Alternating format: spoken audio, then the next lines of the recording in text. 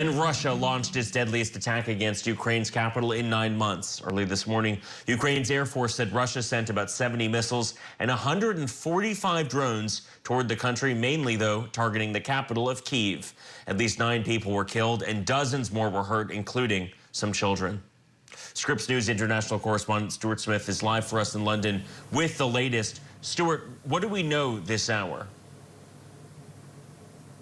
In the last few hours, more bodies have been recovered from the rubble in Kyiv, bringing now that death toll to 12 people, including 2 children. Around 90 injured, with around 45 hospitalized. It's really unusual for such a high death toll in Kyiv. It's used to drone attacks in particular, but the air defense systems in the Ukrainian capital are usually good enough that in terms of deaths, the numbers are limited to single figures, if at all, during what have become almost nightly drone strikes. This is exceptional. We've not seen anything like this since around July 2024, and it's also that combination of ballistic and cruise missiles and attack drones all at once, not just in Kyiv, but across the country as well. It's forced President Vladimir Zelensky to come back urgently from a trip to South Africa, but there were interceptions. The fear ongoing, though, is that as these equipment that rely either on US technology or US intelligence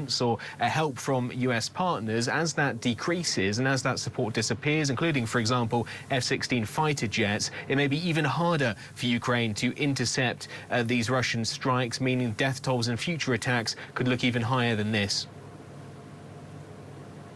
And Stuart, President Trump has responded to some of these attacks, though, quite briefly on Truth Social. What has he said?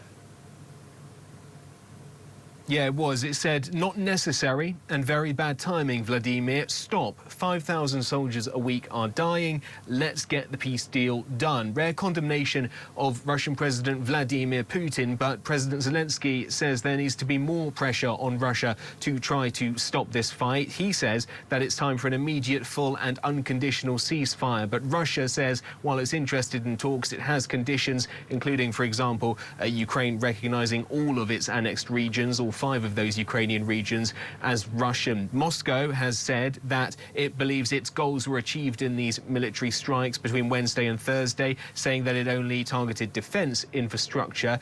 Trump's own envoy, Steve Witkoff, is in Moscow for the 4th time on Friday, where he'll have a chance to discuss these strikes and perhaps also, of course, some kind of negotiated settlement. Our Scripps News international correspondent Stuart Smith for us live in London. Thank you.